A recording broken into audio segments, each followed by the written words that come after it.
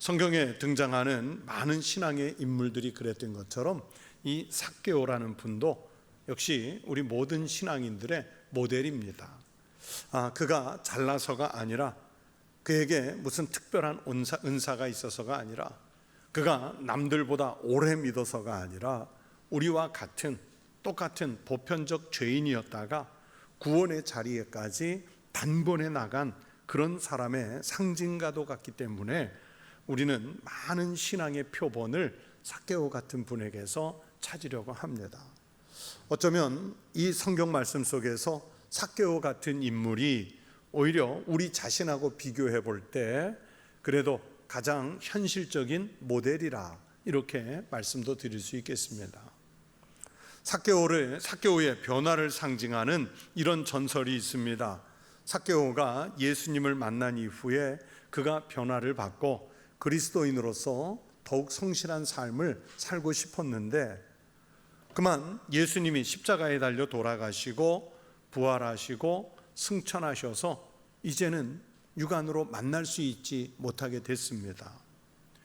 그런데 삭개오는 예수님을 만난 이후에 이상한 행동을 하나 하는 것이 있었습니다. 밤만 되면 다른 가족들 몰래 살짝 집을 빠져나갔다고 합니다.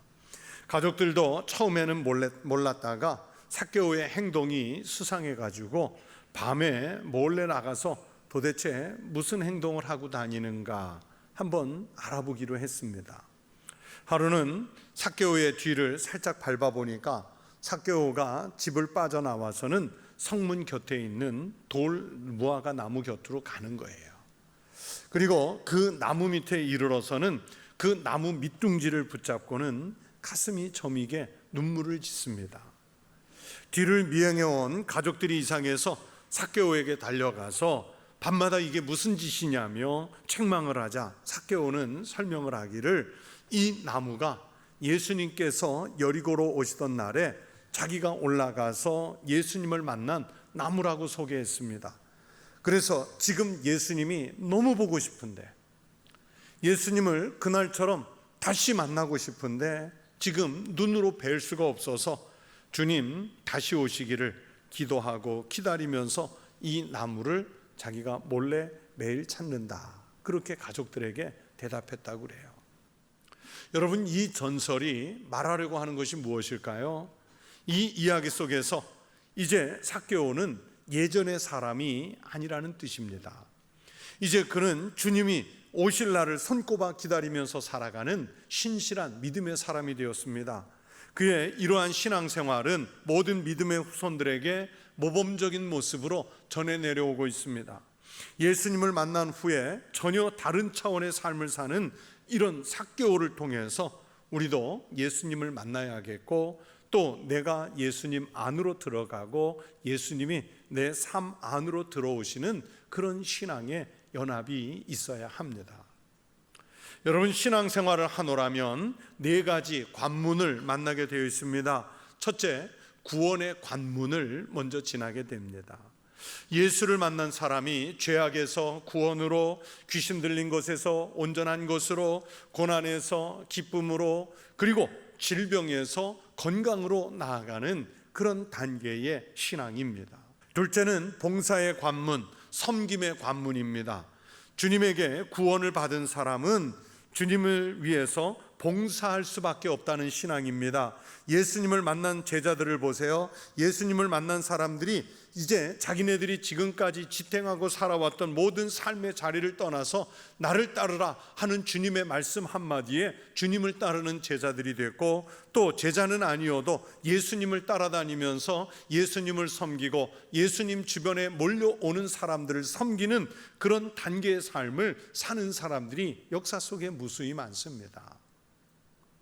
셋째는 고난의 관문이라는 단계가 있습니다.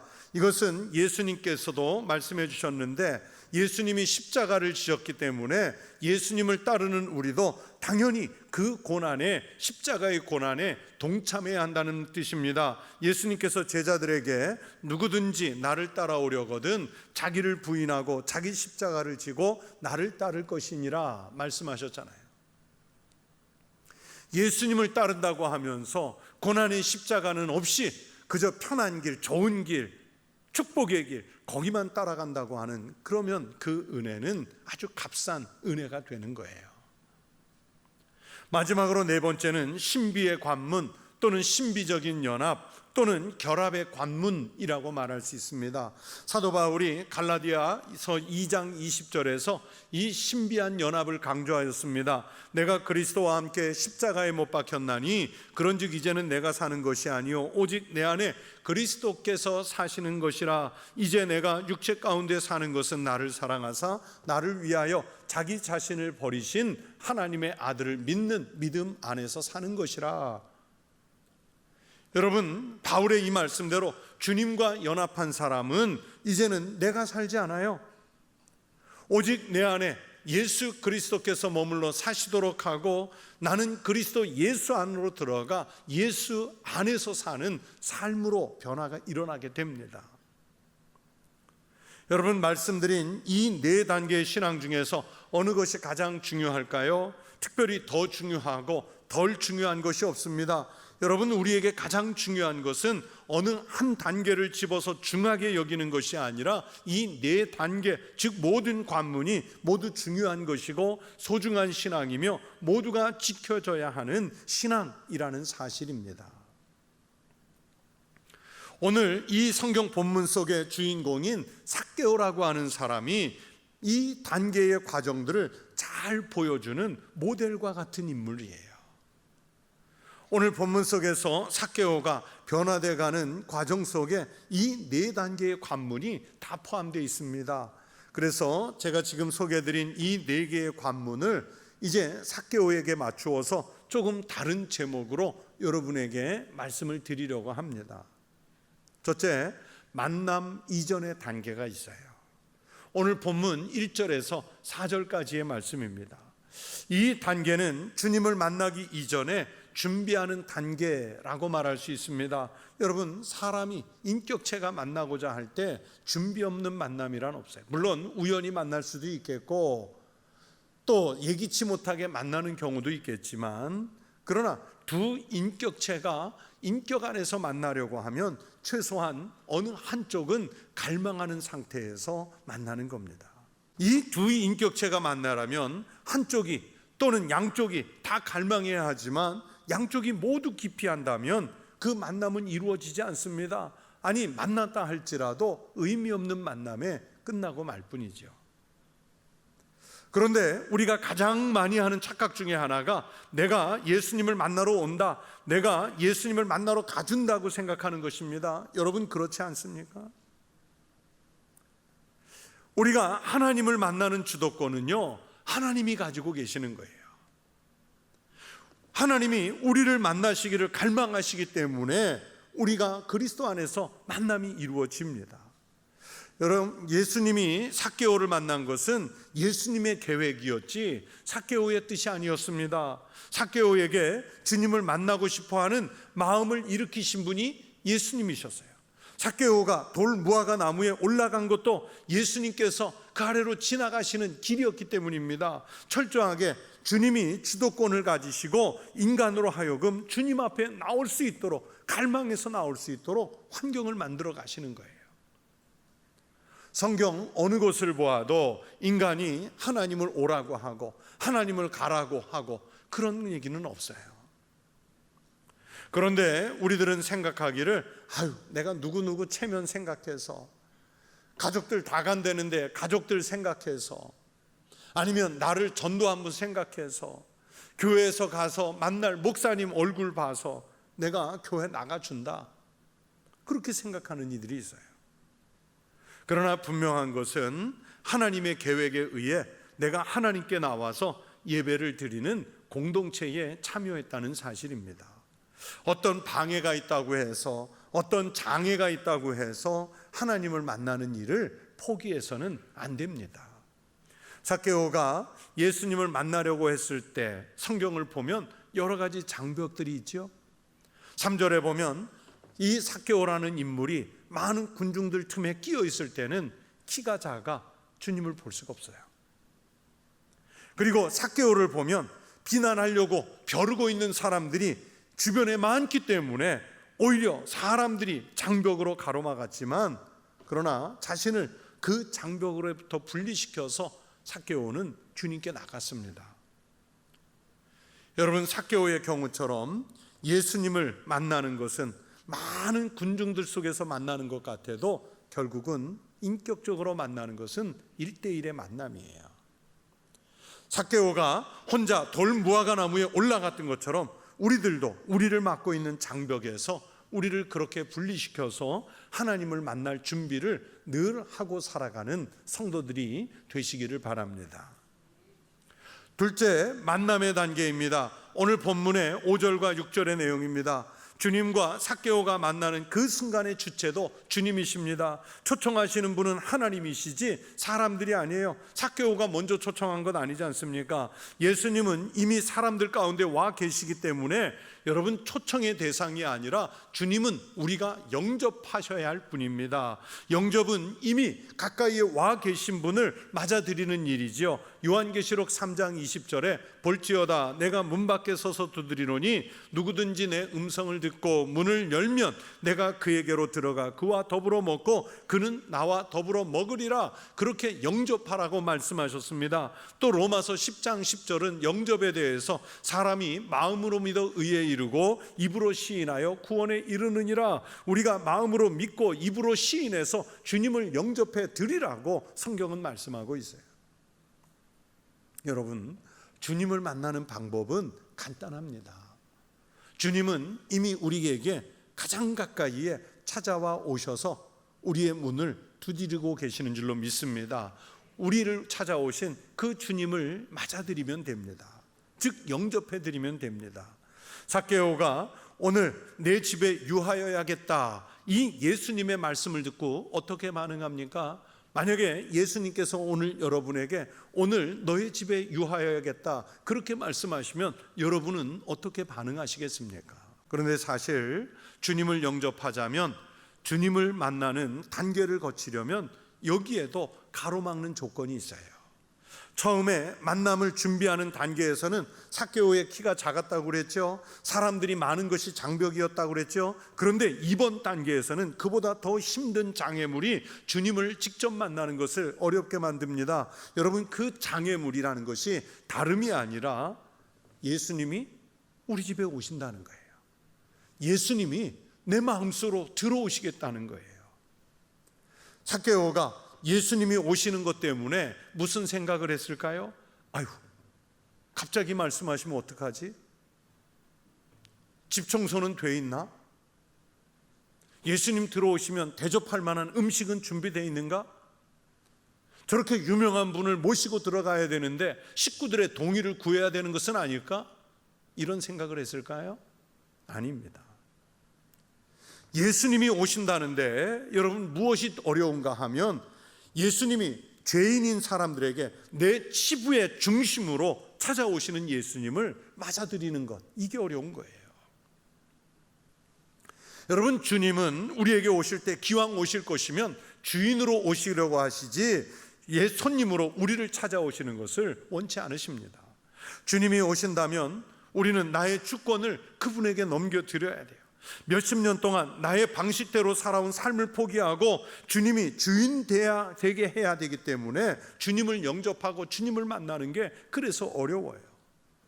지금까지 살아온 내 삶의 양식에 변화를 주어야 하기 때문에 주님을 만나는 일이 그래서 어렵습니다. 지금까지 살아온 방식이 아니라 변화된 삶을 살면 삭개오 집 밖의 사람들이 수근거리는 것처럼 비웃고 조롱할 것이 또 두려워서 만나기가 어렵습니다. 그러나 이 본문 속에 여러분에게 질문했던 삭개오의 반응이 무엇이었습니까? 6절에 보시면 급히 내려와 즐거워하며 영접하거늘 그랬어요. 급히 내려와 즐거워하며 주님을 영접했다 그랬어요. 반가워서 급한 마음으로 즐거워하면서 영접만 했습니다. 여러분, 오늘 우리에게도 이런 결단이 필요할 줄로 믿습니다.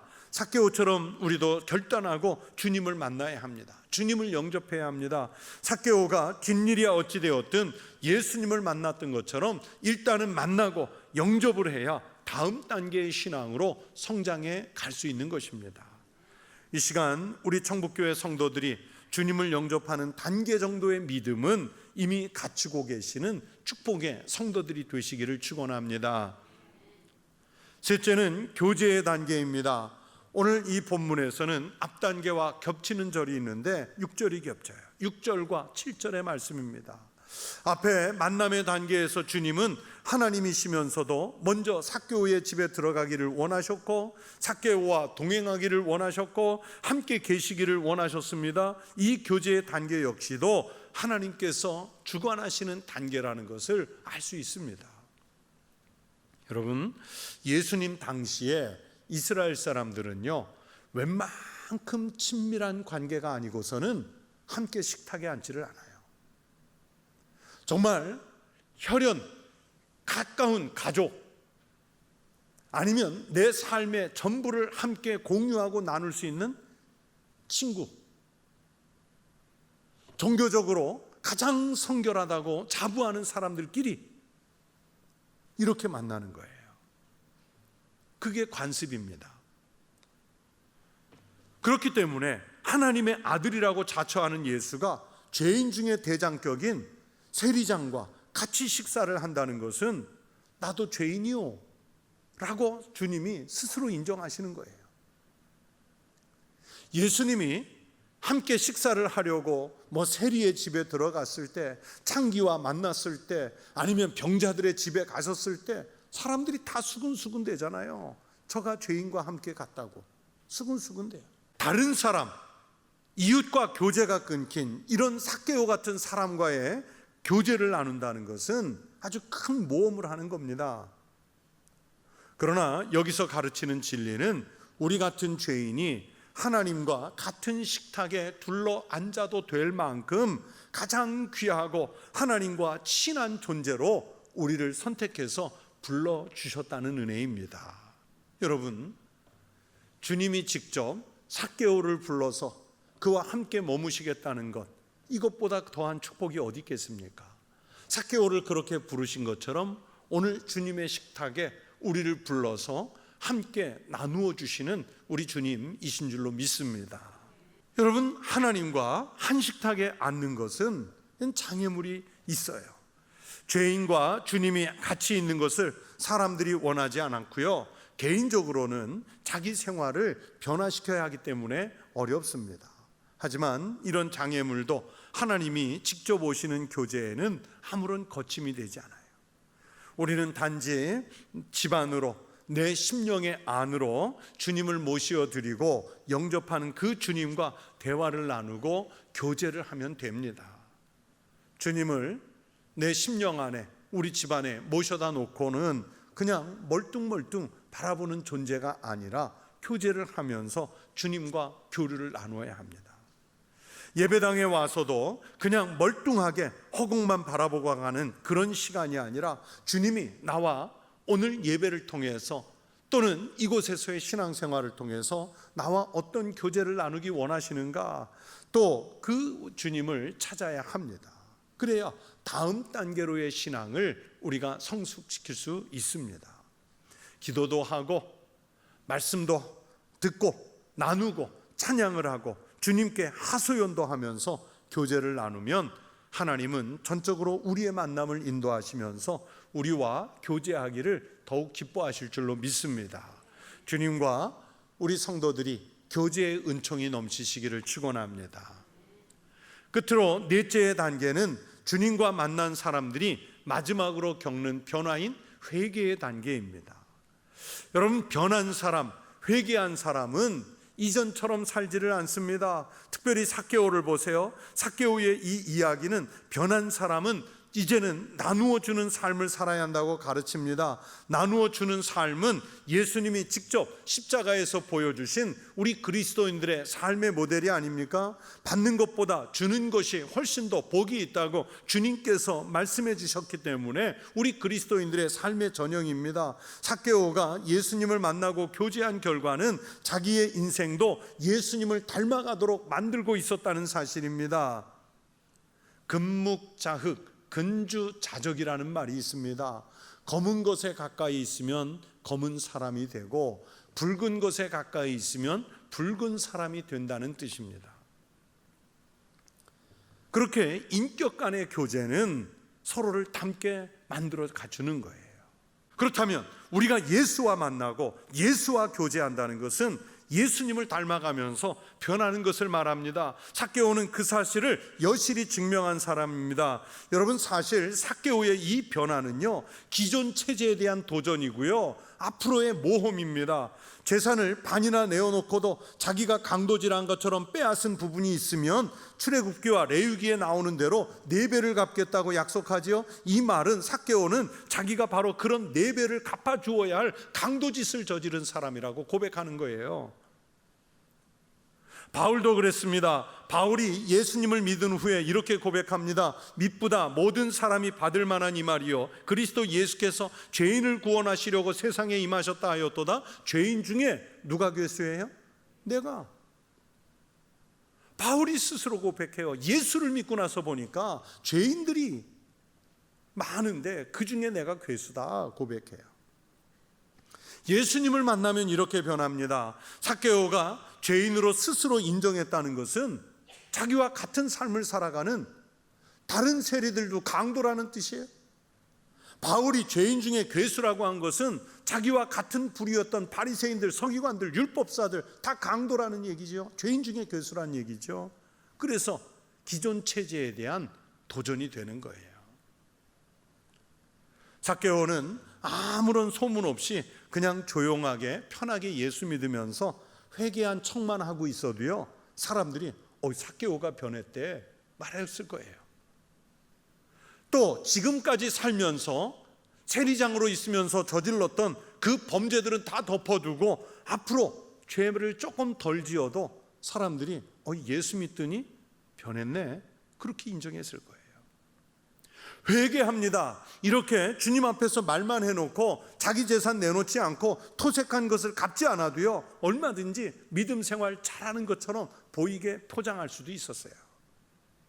그러나 삭개오는 예수님을 만났기 때문에 자기 인생의 주도권을 이제는 주님에게 완전히 넘겼기 때문에 철저하게 변하고자 했습니다.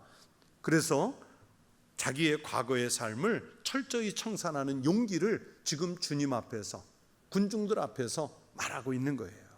여러분, 이것이 바로 변한 사람의 생활입니다. 바로 우리가 이렇게 변해야 됩니다. 내 것을 내 것이라고 여기지 말고 하나님의 것을 찾아드려야 됩니다. 여러분, 나는 예수 믿고 나서, 교회 출입하고 나서 변한 구석이 있습니까? 예수 믿고 났으면 변한 사람으로 살아가는 성도 되시기를 바랍니다. 여러분, 이렇게 삭개오처럼 4단계의 관문을 거친 사람에게 하나님이 하시는 말씀이 바로 오늘 본문 9절과 10절의 말씀이지요. 오늘 구원이 이 집에 이르렀으니 이 사람도 아브라함의 자손이미로다. 인자가 온 것은 잃어버린 자를 찾아 구원하려 함이니라. 삭개오는 예수님을 만나는 순간 예수 주변에서 서성거리던 사람이 아니라 예수 그리스도를 향해 그 중심으로 뛰어든 사람, 그리고 예수 그리스도가 자신의 심장 속으로 들어오도록 영접한 사람이 됐습니다. 우리가 우리의 삶의 중심이 되시는 예수님께 가려고 하면 가로막는 것이 너무 많습니다. 나의 외모, 나의 가정, 살아가는 환경, 포기하지 못하는 일들, 주위의 눈총과 비웃음, 수군거림들, 이런 일들이 내 앞을 가로막을 수 있어요.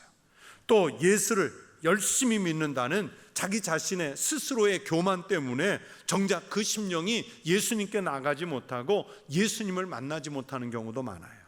그러나 여러분, 오늘 이 성경을 통해서 삭개오의 용기를 배우시기 바랍니다.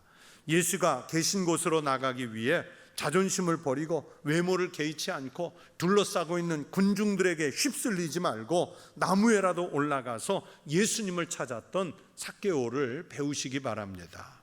그리고 예수님을 우리 집에 주인으로, 내 인생의 주인으로 영접해 모셔놓고 교제도 하고 식사도 하고 말씀도 듣고 주님을 따르는 그 삶의 중심으로 모셔드리기를 바랍니다. 사랑하는 성도 여러분, 예수님을 아직도 내 심령의 문 밖에 세워놓고 있지는 않습니까? 문 밖에 오셨는데 문 열지 못하고 있는 것은 아닙니까? 예수님을 맞으러 나가십시다. 군중을 해치고 제약들을 해치고 중심으로 나가십시다. 그래서 예수님 주변에서 또는 교회 주변에서 서성거리다 마는 그런 신앙으로 끝내지 마시고 주님과 내가 주님과 서로 안에 있어 신비한 연합을 이루고 살아가는 우리 성도들의 신앙이 되시기를 주의 이름으로 축원합니다.